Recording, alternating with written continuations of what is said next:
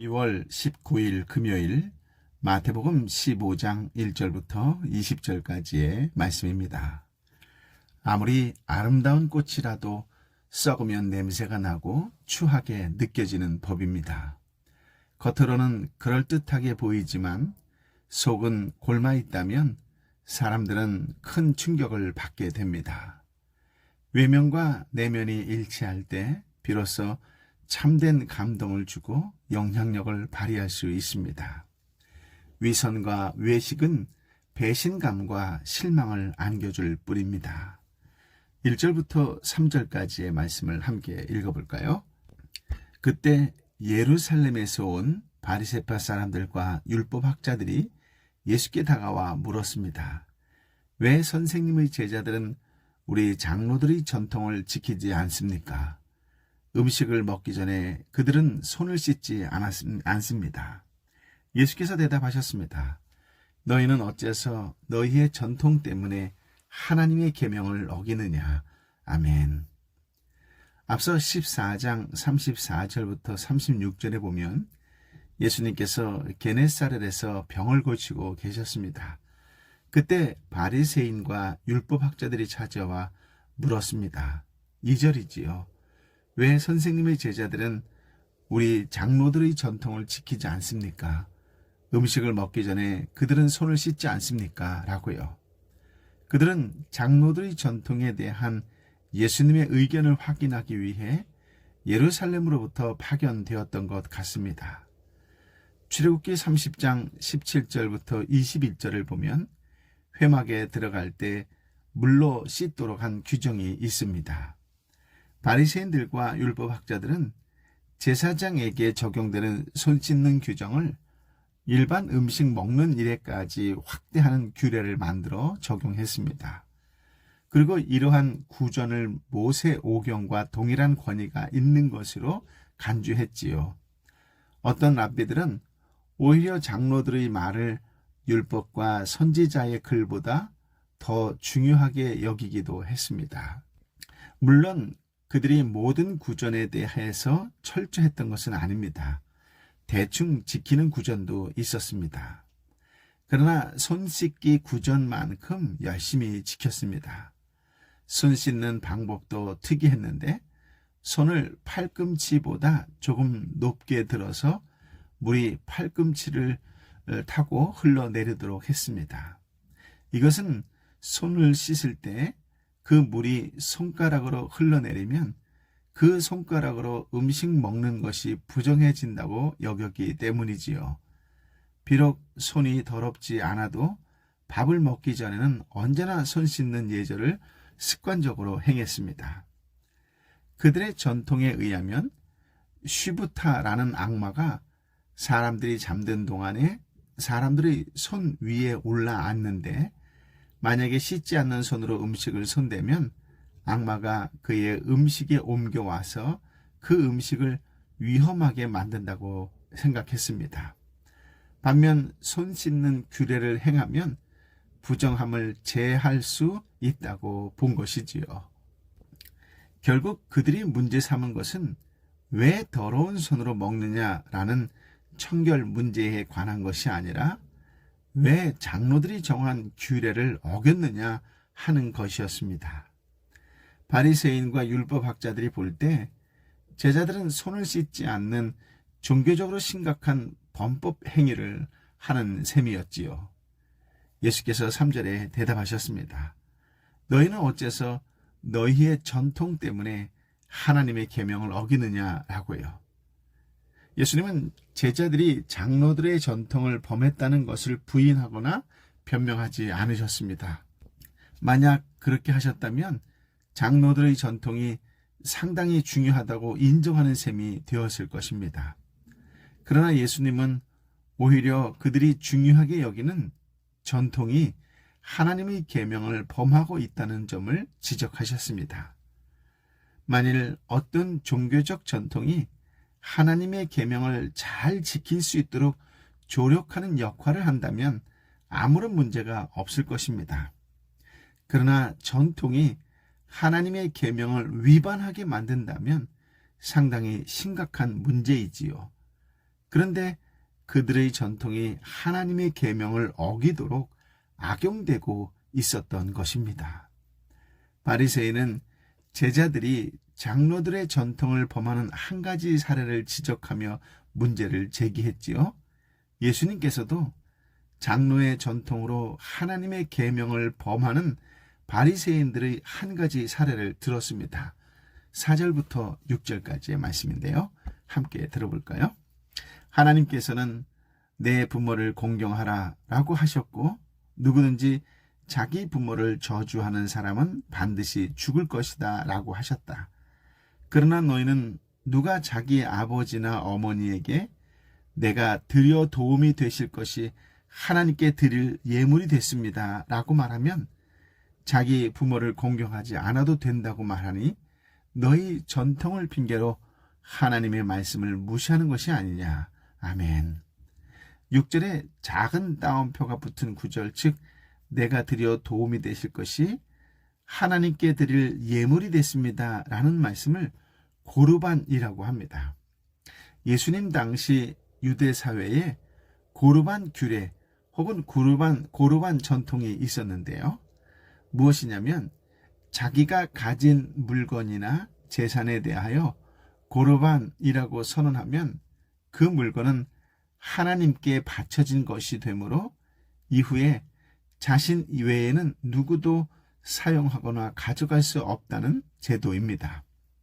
이런 고르반 전통을 악용하여 자신의 것을 일절 타인에게 베풀지 않음은 물론 부모조차 봉양하지 않는 풍습이 만연했습니다.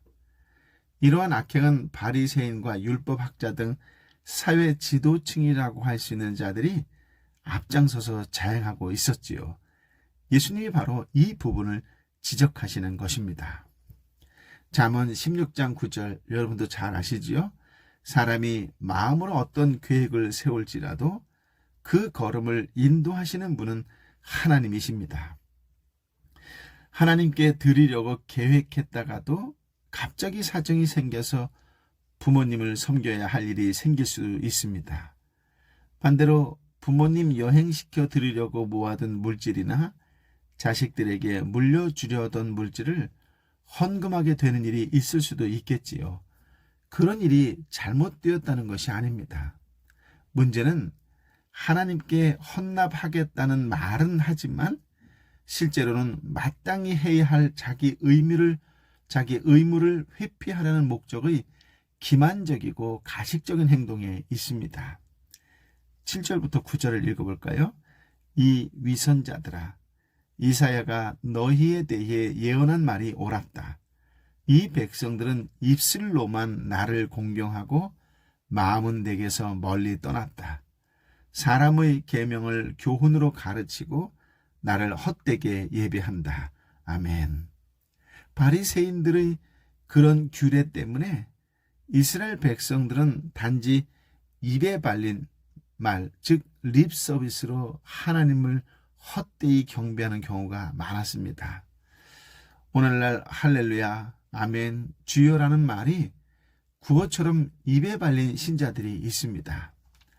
할렐루야 라고 하는 말은 아시다시피 하나님을 찬양하라는 뜻이지요. 아멘은 진실로 그러하다라는 뜻입니다. 주라는 단어는 정말 내 삶과 내 모든 것의 주인이 되신다는 고백이 담긴 호칭이지요. 그러한 용어들을 마음으로부터 하나님을 찬양하고 영접하며 마음으로부터 주님께 순종하려는 태도에서 흘러나와야 합니다. 단지 입에 발린 습관성 감탄사라면 그야말로 헛된 경배입니다. 가끔 말씀을 선포하시는 분들 중에 아멘을 유도하시는 경우가 있는데 바람직하지는 않지요. 많은 신자가 하나님의 영광과 그분의 이름을 위해서 일한다는 명목을 세웁니다. 신자라면 그런 의식을 가지고 살아야 마땅하겠지요. 그런데 가끔 마땅히 해야 할 자신의 책임과 의무를 회피하고도 그런 수식어로 핑계대는 뻔뻔한 위선자, 외식자들이 있습니다.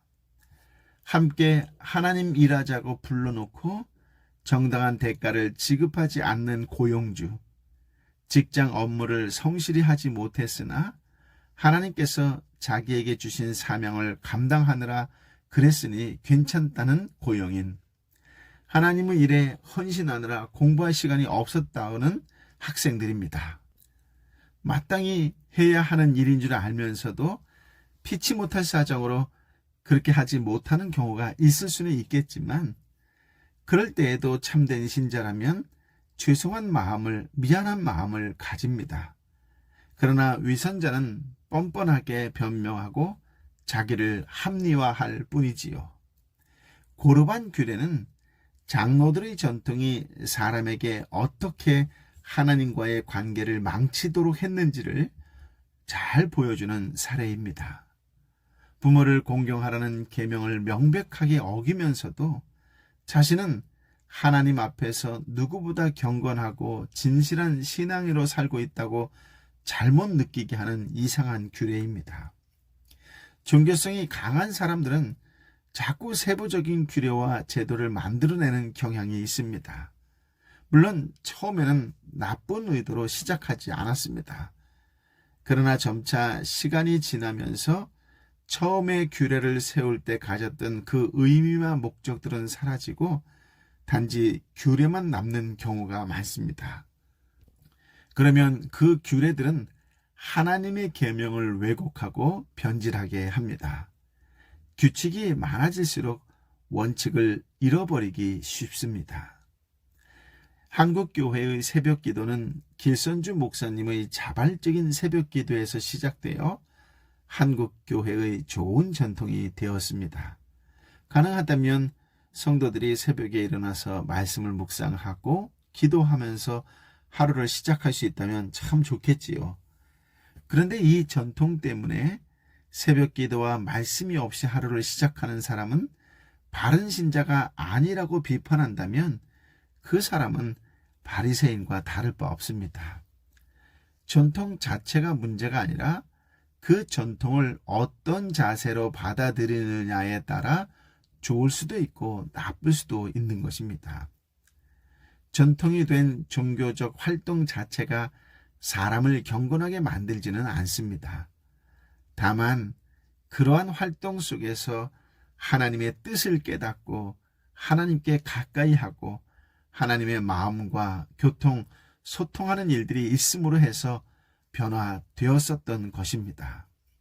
그런데 그러한 마음의 태도가 없다면 그 전통은 본질을 잃어버린 껍데기가 됩니다. 새벽기도 하지 않으니까 왠지 하루가 찜찜하더라는 징크스 때문에, 주일 예배 빠지니까 꼭 무슨 일이 생기더라는 징크스 때문에, 11조 하지 않으니까 꼭 그 이상한데 돈이 들어가는 사고가 생기더라는 징크스 때문에 종교 활동을 한다면 그것이야말로 헛된 경배일 것입니다. 바리새인들은 세부적인 종교 활동 중에서 무엇을 해야 하고 무엇을 하지 않아야 하는지를 중요하게 여겼지만 예수님에게는 그런 일들이 본질적인 것이 아니었습니다. 예수님은 무리들을 불러서 11절의 말씀처럼 입으로 들어가는 것이 사람을 불결하게 하는 것이 아니라 입에서 나오는 것이 사람을 불결하게 하는 것이다 라는 말씀을 깨닫기를 원하셨습니다. 12절부터 14절 말씀을 함께 읽어볼까요? 그때 제자들이 예수께 와서 물었습니다. 바리새파 사람들이 이 말씀을 듣고 비위가 상한 것을 아십니까? 그러자 예수께서 대답하셨습니다. 하늘에 계신 내 아버지께서 심지 않으신 식물은 모두 뿌리채에 뽑힐 것이다. 그들을 내버려 두라.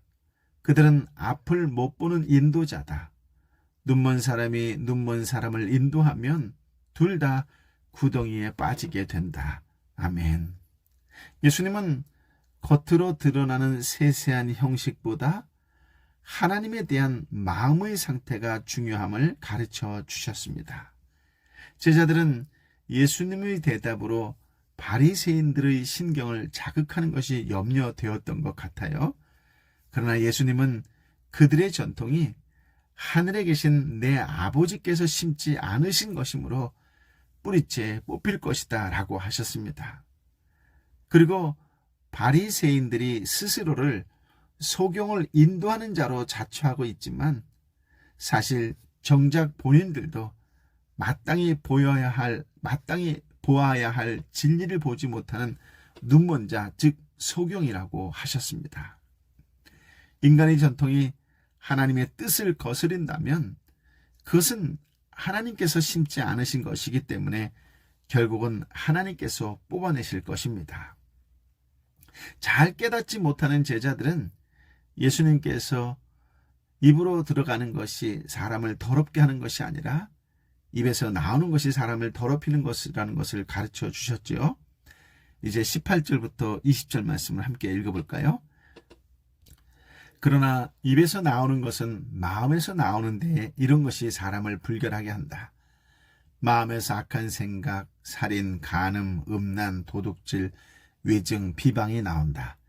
이런 것이 사람을 불결하게 하지 씻지 않은 손으로 먹는 것이 사람을 불결하게 하는 것이 아니다. 아멘. 하나님의 백성은 구별된 모습이 있어야 합니다. 세상 사람과 도무지 구별되지 않는다면 분명 문제가 있습니다. 그런데 그 구별됨은 형식적인 구별을 말하지 않습니다. 종교적 활동 자체나 십자가 목걸이와 같은 상징적 표식이 그 사람을 경건한 사람이 되게 하지는 않습니다. 우리를 경건하게 하는 것은 주님의 말씀을 통해 역사하시는 성령님이십니다. 성령님의 역사하심을 통해 마음이 구별된 결과로 자연스럽게 그 삶의 모습이 구별돼야 합니다. 19절 20절의 말씀처럼 마음속에 온갖 악한 생각과 죄악들로 시궁창 같으면서 겉으로 드러나는 종교적 활동에만 열심이라면 그 사람은 외식하는 사람일 것입니다. 입술은 존경하되 마음은 하나님께 먼 그야말로 립서비스 성도입니다. 하나님께서 우리의 마음을 말씀으로 씻어주시고 우리의 마음을 성령으로 지켜주셔서 입술로만이 아니라 마음으로 하나님을 가까이 하며 섬기고 이웃에게 따뜻한 위로의 말, 성령의 언어를 사용하는 그런 예수님의 제자로 살아가는 복된 인생이 되시기를 우리 주님 예수 그리스도의 이름으로 축복합니다. 아멘. 아버지 하나님, 참으로 귀한 말씀, 생명의 말씀을 허락하여 주시니 감사합니다.